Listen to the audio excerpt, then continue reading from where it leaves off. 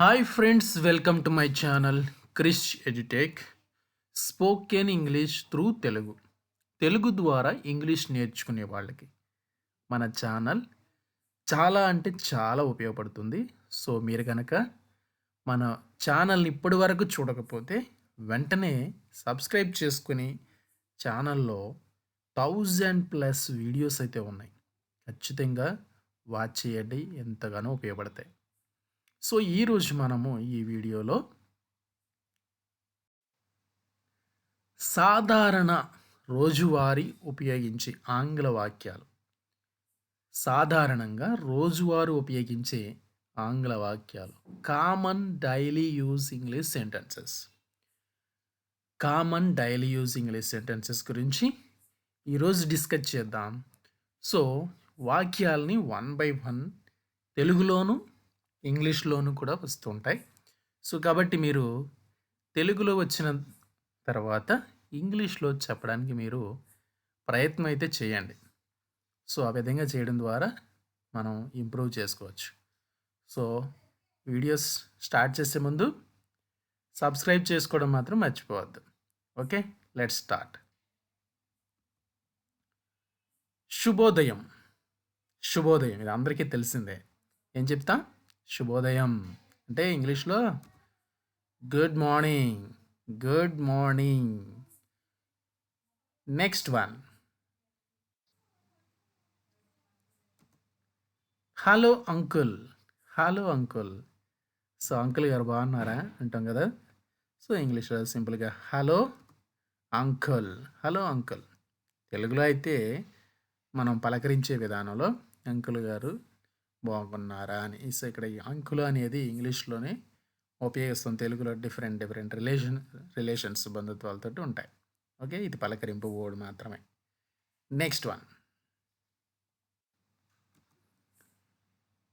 నీకు ఆ దేవుని దీవెనలు ఎప్పుడూ ఉండాలి. సో అంకుల్ గారిని పలకరించాం కదా.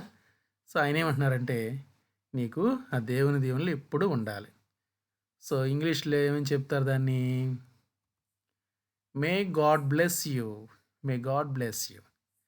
మే గాడ్ బ్లెస్ యూ అంటే ఆ దేవుడిని ఎప్పుడు దీవించాలి. దేవుని దీవెనలు ఎల్లప్పుడూ నీకు ఉండాలి. ఓకే, నెక్స్ట్ వన్, మీరు ఎలా ఉన్నారు. మీరు ఎలా ఉన్నారు. So how to say in English? How are you. How are you. మీరు ఎలా ఉన్నారు. How are you. Next one, క్షమించండి. క్షమించండి అంటే ఏదైనా మాట వినిపించినప్పుడు కూడా మనం క్షమించండి అంటాం. అంటే మరలా చెప్పండి అని అర్థం అనమాట. ఓకే, ఇంగ్లీష్లో excuse me.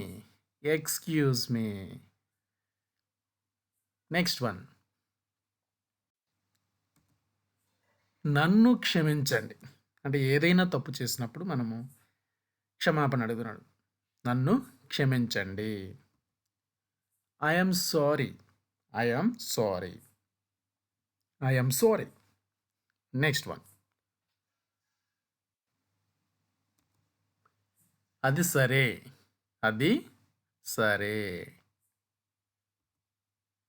That is all right. That is all right. జనరల్గా that is all right.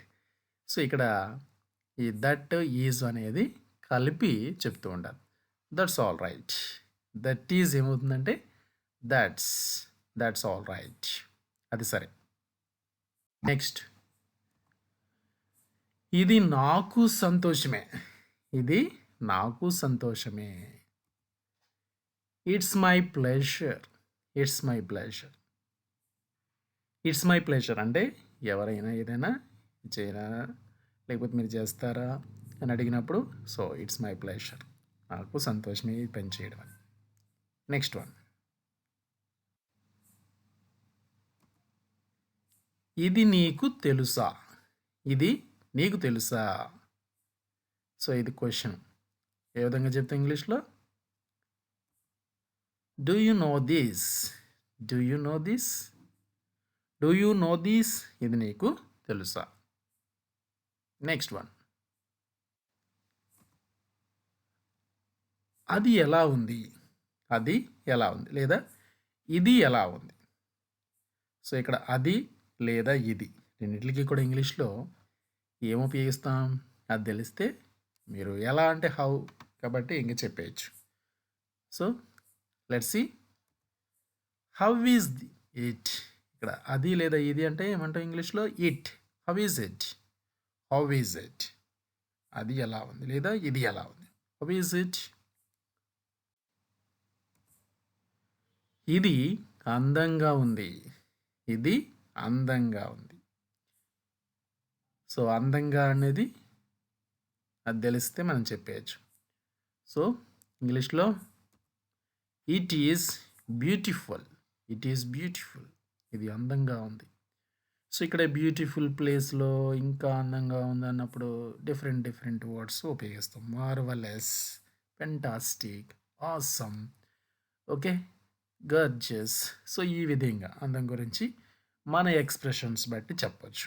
It is beautiful. సింపుల్‌గా ఇది అందంగా ఉందంటే ఇట్ ఈస్ బ్యూటిఫుల్.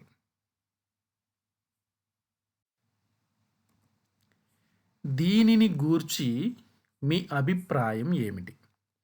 దీనిని గూర్చి మీ అభిప్రాయం ఏమిటి? ఇక్కడ అభిప్రాయము తెలుగులో అభిప్రాయం అని ఉంది. సో, ఇక్కడ ఏంటంటే తెలుగు టైపింగ్ అనేది సరిగ్గా రావట్లేదనమాట.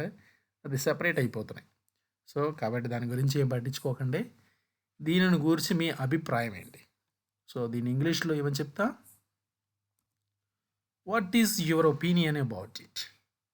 What is your opinion about it? What is అన్నదని కలిపి కూడా చెప్పేయచ్చు. What's your opinion about it? What's your opinion about it? దీనిని గురించి మీ అభిప్రాయం ఏమిటి? Next one. ఇది చాలా ఆసక్తికరంగా ఉంది. ఇది చాలా ఆసక్తికరంగా ఉంది. ఆసక్తికరంగా దీన్ని ఇంగ్లీష్‌లో ఏమంటాం? ఇది తెలిస్తే మీరు ఇంగ్లీష్‌లో దీన్ని చెప్పొచ్చు. ఇది చాలా ఆసక్తికరంగా ఉంది. ఓకే. ట్రై చేసారా? ఇంగ్లీష్‌లో చూద్దాం. It is quite interesting. It is quite interesting. ఇక్కడ క్వైట్ అనే పదాన్ని వాడాం. చాలామంది వెరీ అని కూడా చెప్పొచ్చు కదా సార్ అంటే వాడచ్చు. తప్పేం లేదు. Okay. It is very interesting అనొచ్చు. క్వైట్ అనేది కొంచెం ఇంకా బాగుంటుంది. ఓకే. ఆ విధంగా వాడొచ్చనమాట. ఇలా వాడితే ఇంకా అందంగా ఉంటుంది. So, it is quite interesting. Interesting అంటే ఆసక్తిగా, ఆసక్తికరంగా. Okay. It is quite interesting.